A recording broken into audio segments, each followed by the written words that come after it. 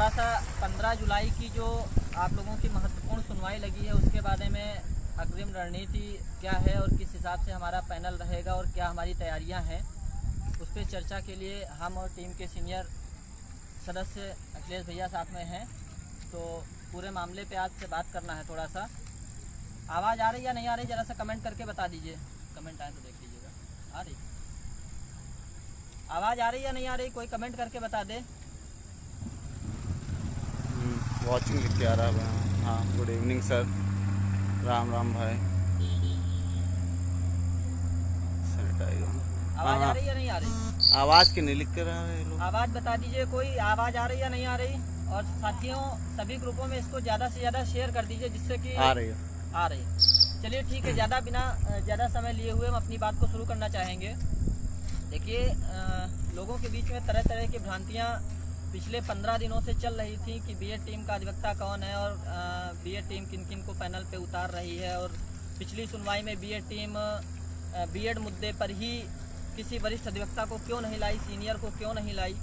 तो आज लाइव के माध्यम से कुछ चीज़ें हम साझा करना चाहेंगे। देखिए, बीएड टीम ने लगभग अभी तक 21-2200 की संख्या में याची बनाए हैं, ठीक है, जिसपे जो भी अमाउंट प्राप्त हुआ है सभी याचियों ने 2500 के हिसाब से अमाउंट नहीं दिया है। कुछ कम या ज़्यादा करके अमाउंट आया है। जिस अमाउंट पे बीएड लीगल टीम ने शुरू की 2 सुनवाइयों पे खर्चा किया और जो सीनियर अधिवक्ता लाए वो सबके सामने था। उसके बाद बीएड लीगल टीम ने आगामी 15 जुलाई की डेट के लिए जिन वरिष्ठ अधिवक्ता को हायर किया है वो भी प्रदेश में चर्चित चल चुका है।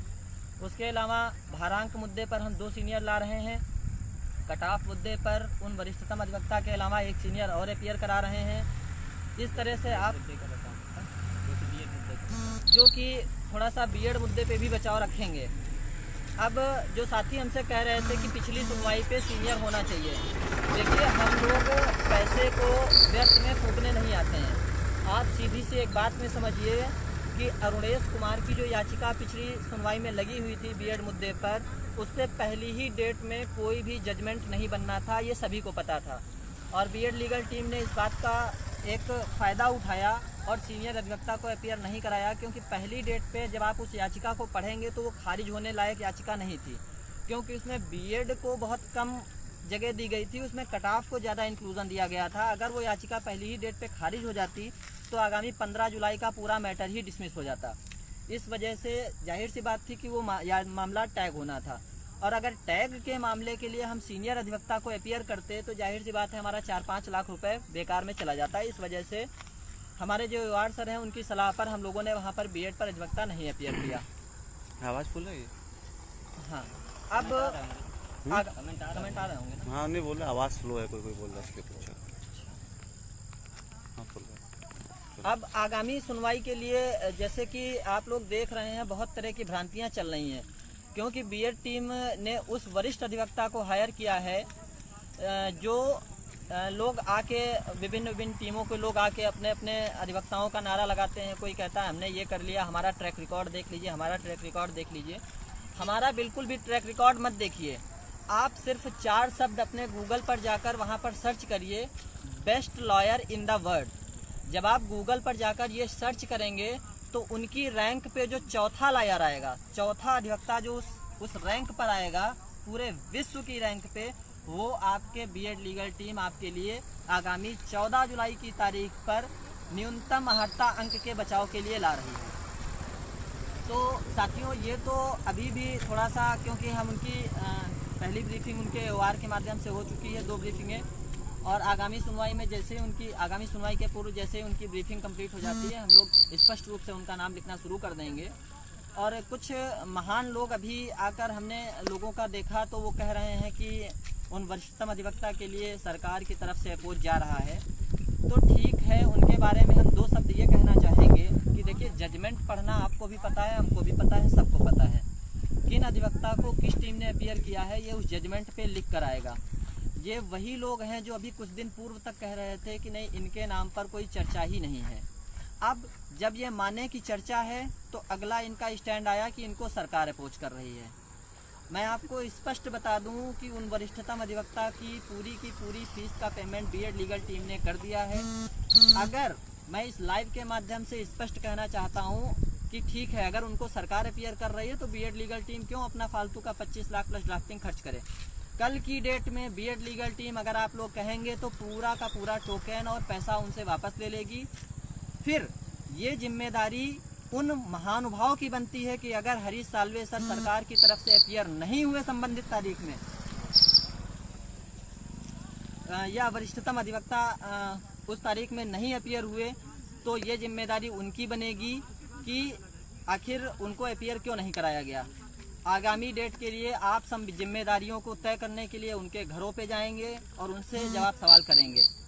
तो हम यही कहना चाह रहे हैं कि भाई जब सरकार उनको अपीयर कर रही है, आपको पता है कि सरकार उनको अपीयर कर रही है, तो फालतू में बीएड लीगल टीम पैसा वास्तव में नहीं व्यर्थ करेगी, अनधिवक्ताओं पे लगा देगी। लेकिन अभी तक आप वही सदस्य हैं जो लोगों के बीच भ्रांतियां फैला रहे थे कि नहीं बीएड लीगल टीम ने किसी भी वरिष्ठतम अधिवक्ता को अपीयर कराया, हायर किया ही नहीं है।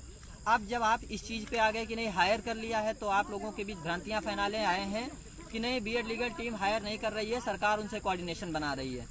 अरे भाई है, तो कल की तारीख में अगर पूरा प्रदेश हमें ये चीज़ कह दे तो मैं उन अधिवक्ता साहब की फ़ीस वापसी के लिए उनसे निवेदन कर दूंगा, और उनकी फ़ीस वापसी के साथ ही आपको इस चीज़ की जिम्मेदारी तय करनी होगी कि आगामी 15 जुलाई की तारीख को वो अपीयर होंगे।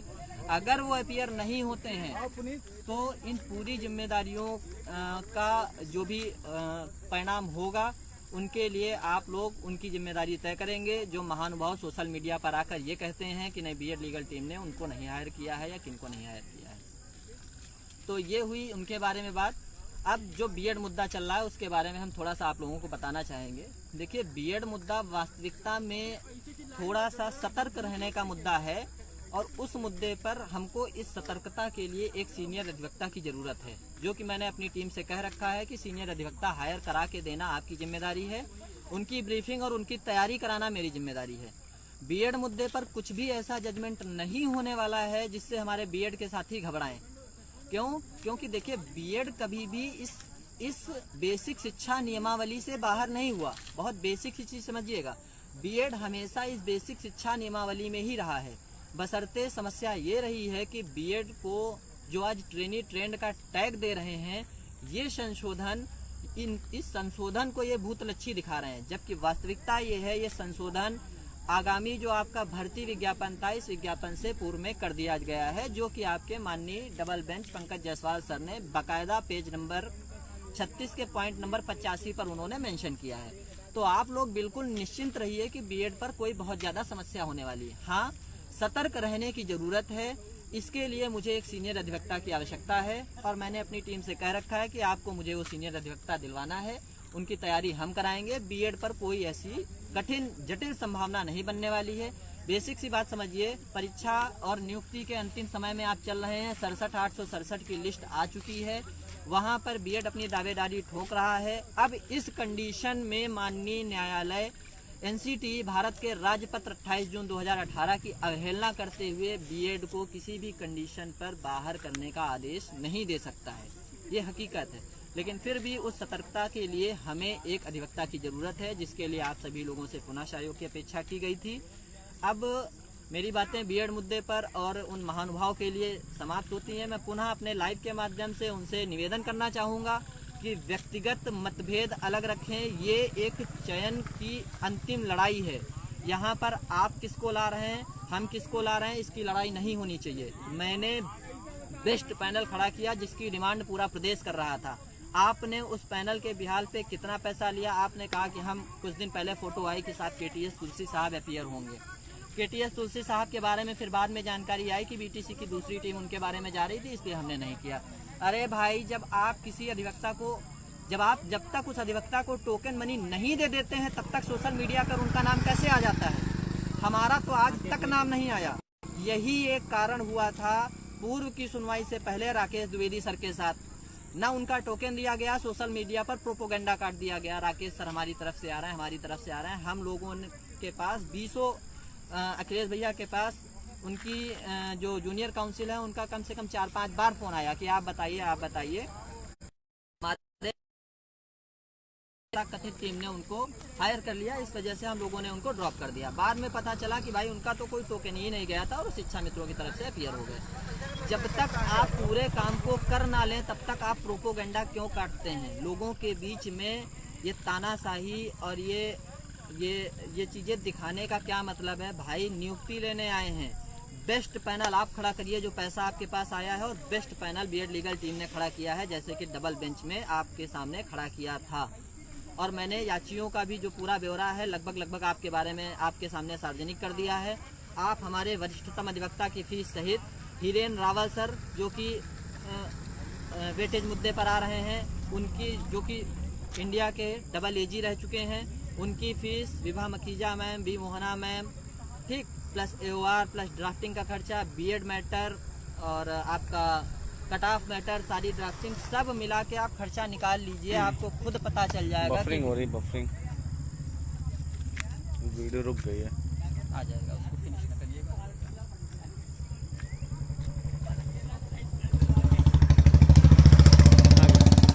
नहीं चल तो बफरिंग बता रहे हैं। अच्छा वो आ जाएगा, बात आ जाएगा। हाँ जरूर। तो ये सारी चीज़ें हैं। तो मेरा मतलब है कि जब तक आप किसी काम को अंजाम ना दे लें, कम से कम बीएड लीगल टीम में आपसे उम्र में बड़े लोग हैं, हमको मान लीजिए चलिए आप बराबर का आंकते हो, लेकिन आपसे उम्र में बड़े लोग हैं, तजुर्बेदार लोग हैं, कुछ इनसे अनुभव लीजिए कि भाई वीडियो स्टॉप हो गया, आवाज़ नहीं आ रही मेरे। क्या हुआ? बफरिंग बता रहे हैं, वीडियो स्टॉप चल रहा है। तो जो बड़े लोग हैं इनसे थोड़ा सा तक आप सोशल साइट पे आके ये क्यों कहते हैं कि भाई मैंने इनको कर लिया, मैंने उनको कर लिया, मैंने इसको कर लिया? कभी भी शिक्षा मित्रों की तरफ से आपको ये सब चीज़ें सुनने में आई? बड़ी बड़ी बातें सोशल मीडिया पर आकर बतौलेबाजी करना ये कोई अच्छी बात नहीं है। थोड़ा सा गंभीरता लाइए अपने अंदर। यहाँ पर मैं जाके उनसे मिल गया, वहाँ पर जाके उनसे मिल लिया, यहाँ पे, अरे आप सारे काम को एक तथाकथित बिल्कुल सीमित लोगों के बीच में बात करके अंजाम दीजिए। हमारी क्योंकि एक ही लक्ष्य होना चाहिए, नियुक्ति। एन केन प्रकारेण 67,867 की लिस्ट को बहाल करा के हमें नियुक्ति प्राप्त करनी है, उस पर आप बेहतरीन।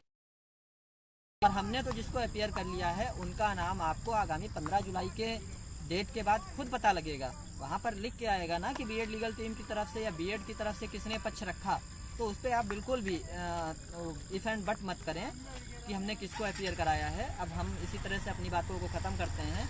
अंत में पुनः आप लोगों से विनम्र निवेदन है कि बीएड मुद्दे पर हमने जैसा कि अपनी टीम से एक वादा किया हुआ है कि आप मुझे सीनियर अपीयर कराएं, तो आप लोगों से थोड़ा सा सहयोग की आवश्यकता है। आप मुझे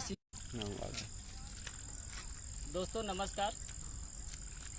दोस्तों थोड़ा सा जो है लाइव आने का मकसद यही था कि अभी एक नेताजी जो सोशल मीडिया पे आए और उन्होंने जो है बहुत कुछ जो है अन्य टीमों के बारे में बता दिया, तो हम थोड़ा सा आप लोगों को भी जो है बताना चाहते हैं कि अभी कुछ दिन पहले उनके ये एक चमचे थे जो 2011 में जो है बौने ठग के नाम से मशहूर थे और लीगल एडवाइज़र फ़िलहाल जो है टीम के बने हुए हैं।